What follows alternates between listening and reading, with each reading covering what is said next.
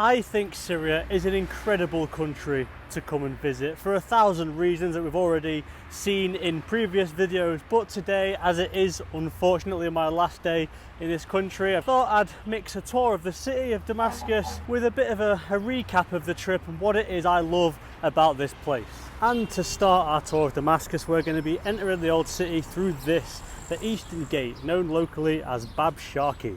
There are in fact 7 of these Babs, of these gates, but this one, Bab Sharki, the Eastern Gate, is mostly famous because of who passed through it.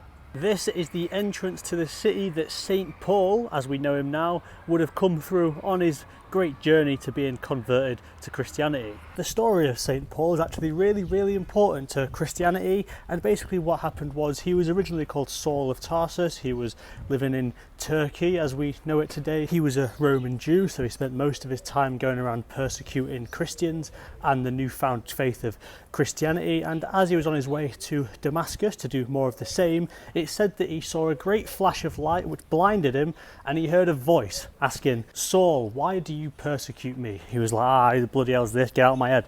Turned out it was Jesus, and then he was blinded, he was left unconscious, and then was brought here to Saint Ananias' house.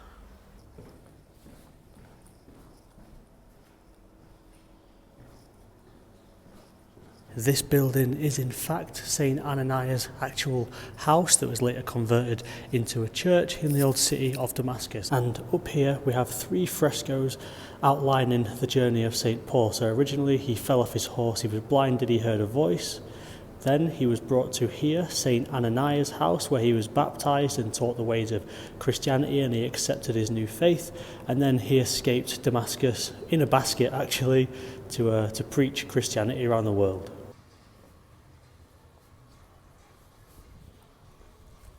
Anyway, the reason I'm talking about St. Paul, the reason his story is important is because he's regarded as possibly the second most important man in the whole religion of Christianity. It was because of his incredibly dangerous and incredibly difficult life, his journey that he spent preaching about Jesus Christ, that Christianity was spread so far and wide throughout the world. It didn't catch on very well in the beginning. It wasn't like wildfire. It was really hard to get followers. He had a couple here and there, but it really wasn't a very big deal until after he'd set that little spark that got people talking about Jesus and Christianity as a whole. So yes, Christianity would have existed without St. Paul, but there's no way in the world it would have become as widespread, as mainstream a religion as it is today without him and his travelling and his preaching. And he got all of his teachings here in Damascus. And so I reckon all the Christians of the world and people that live in Christian countries owe a pretty big thank you to the events that took place here. This is kind of where it all caught on from. I've just come back to my hotel, by the way, to just check out and pack all my stuff, and this gives us a good opportunity to show you something else I've loved about my trip this week in Syria. Look at this.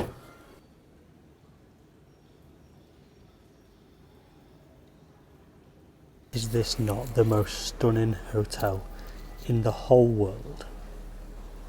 The hotel is basically a converted old Damascene house, built in a really traditional way. It's original, I believe, and it is so beautiful in fact that even I, who's normally just stays in terrible accommodations and likes being outdoors all the time, even I am almost tempted to spend days at a time in a place like that. It is mint. But anyway, we are back out in the Syrian sunshine.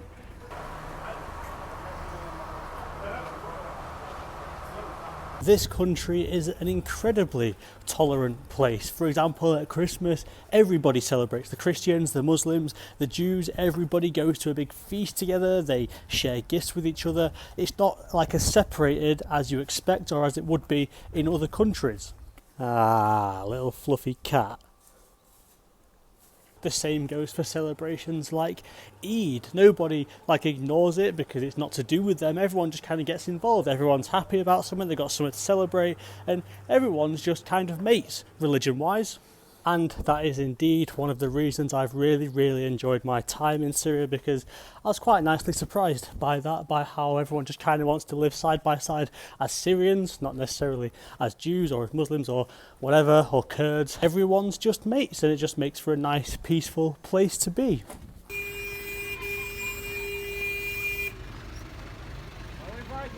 Another thing I love about this place, the country as a whole, but also Damascus is good for this, is how traditional everything still is. Here we are in one of Damascus's many souks, and as you probably know, I normally aggressively detest souks. I think they smell bad, I think they're fake, like in Morocco, they just sell loads of touristy stuff, never really that genuine. But here in the souks, in the surrounding streets, is where everyday people really do their everyday shopping.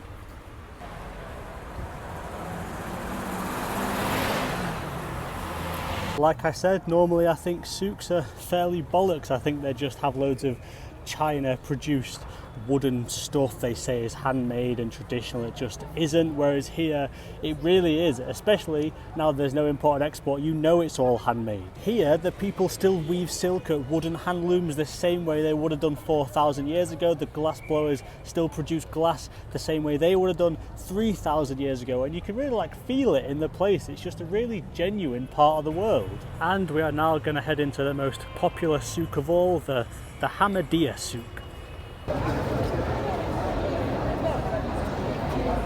This place is named after the Ottoman Sultan that built it, a guy called Abdul Hamid. He built this in 1863 and, well, it's a big one. This one stretch of the souk is 500 metres long, and in it you can buy everything. You can buy shoes and sweets and shiny things and toys and everything.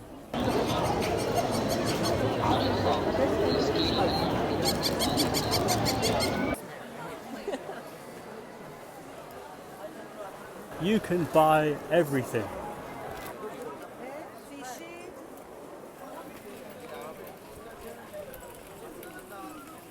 And then when you get out of the mosque, you are greeted with the most famous bit of all, the Umayyad Mosque. The Umayyad Mosque of Damascus is one of the most famous mosques in the whole world, but before we go in, opposite the entrance we have these ruins which make this place twice as important, and we're going to explore those first. So here's the mosque, but if you look just here you can see that this was actually a temple before it was a mosque. In 900 BC this was an Aramaic temple dedicated to their main god Hadad, but when the Romans took over, which are where these ruins came from, these are Roman built ruins, this would have become the temple of Jupiter. It would have been a triple wall structure, so there's the outside wall, there's the second wall, and then that would have made up the third wall before you get into the main temple. But whoever's taken over it has always remained a place of worship, and yeah, let's go and have a look.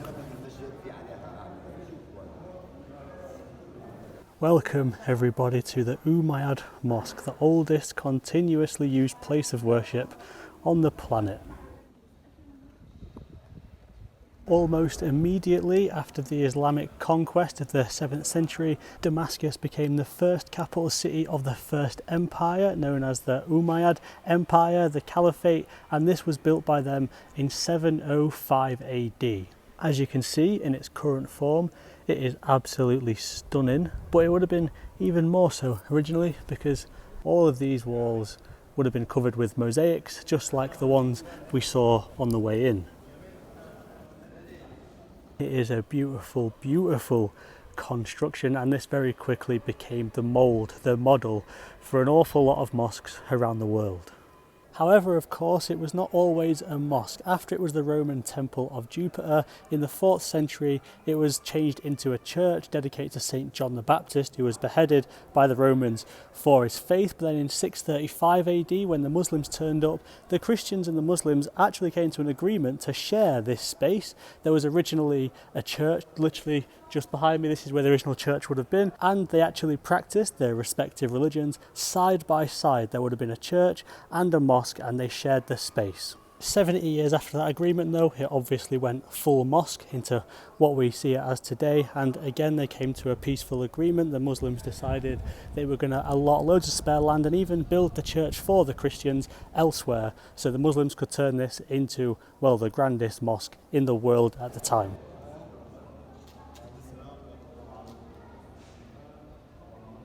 However, they did not remove all traces of Christianity. There is something incredibly special inside this mosque that really makes this place a one-off. Before we go inside to check out what makes this place extra special, there's a couple more things I want to talk about, the first of which is this minaret. This minaret is known as the Jesus Christ minaret, even by the Muslims. Isa is the name for Jesus Christ in Islam, and this is known as his minaret. The reason it has that name is because although they believe Jesus Christ existed, just under a different name, Isa is what is referred to in the Quran, they do not believe he died on the cross. They think a different person was killed in Jesus' place because he's not a killable person, a killable figure, and so they reckon that is where he's going to return to on his second coming. That's where the Muslims think Jesus is coming back to. Just look at how mint that mosaic is. That's real gold, by the way. Another notable feature of this construction would have been its walls. Unfortunately nowadays most of them are bare, but if we look at the mosaic on this side, we'll see what it would have looked like in its former glory. The incredibly intricate mosaics we see on the archways and all along this wall is what every wall in this mosque would have been covered in. It was a big deal.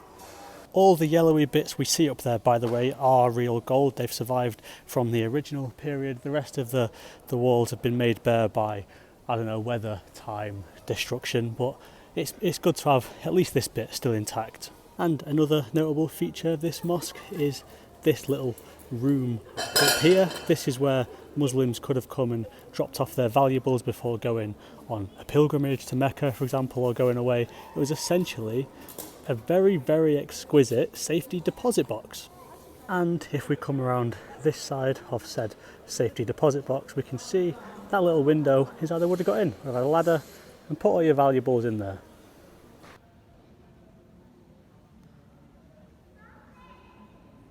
And here we are inside one of the finest mosques in the world, and with something very, very rare in it.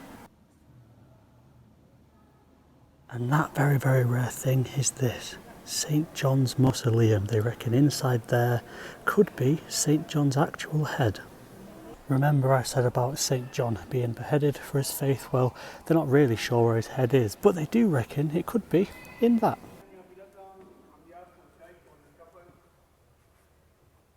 And yeah, in its own right, it's a very big, grand, wonderful place of worship, but it's also used as just a hangout spot. There's a lot of people here not even praying, they're just chilling out. And it's made even more special by the mausoleum we had back there. And so, ladies and gentlemen, that is the tremendous Umayyad Mosque in Damascus. It's just nice to be around shops and retail in general, isn't it? After, well, the cataclysmic collapse of retail as a whole in the West, it's almost like going back in time a decade or two to when people actually went shopping in real shops, not online, and as such ended up speaking to one another. Remember that? This is what's left of the Damascus Citadel, which uniquely is actually on the same level as the rest of the city. Normally they're on a big hill, like we've seen in other places in Syria. And this is what a lot of the old city wall was demolished to build. It was largely used to construct these huge defence towers.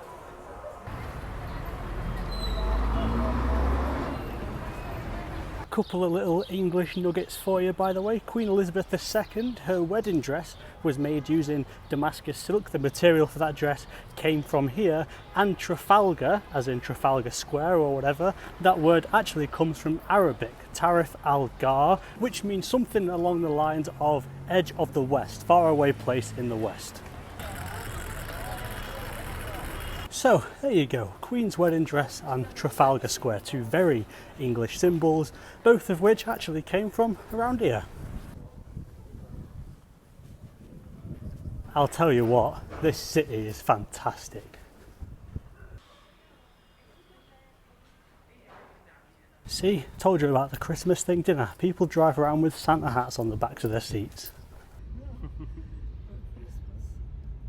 That religious tolerance, the diversity of the city, and indeed the country as a whole, was backed up in a big way in 2001 when Pope John Paul II became the only pope to ever visit a mosque. He came here, he visited the Umayyad Mosque, and he was the first and last pope ever to set foot in one.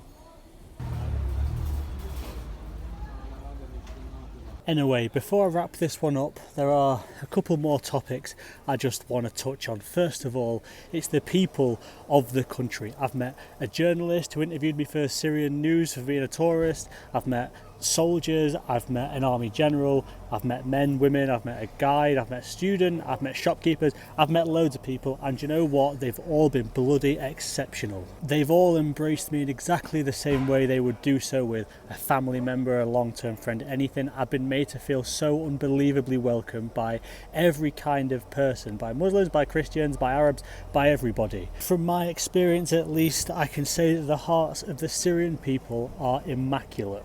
Next up is of course the subject of safety, and I really cannot stress this enough. This place has been perfectly safe from the second I stepped foot in the country, and nothing has even felt slightly insecure, anything. It has been spot on. We've been through at least 100 checkpoints on the road. There's a lot of checkpoints, there's a lot of security, and every single time we passed through one, it was without any kind of problem or delay or difficulty or anything. It was really simple. It just helps you feel more and more secure. I feel safer here than I would in almost any other country in the world. I cannot fault it for a second. What has been a bit frustrating for me though while visiting this country is that as I've been walking around meeting people, I've been visiting cities that yes, they're a bit broken but they're functional, everyone's getting on with day-to-day life, and everyone at home has been more and more concerned about my well-being, a lot more so than I've been. I've been completely fine the whole time, and it's made me realise that we've really forgotten that Syria was a country before this civil war. We've forgotten about its historical importance, we've focused on the missiles that have been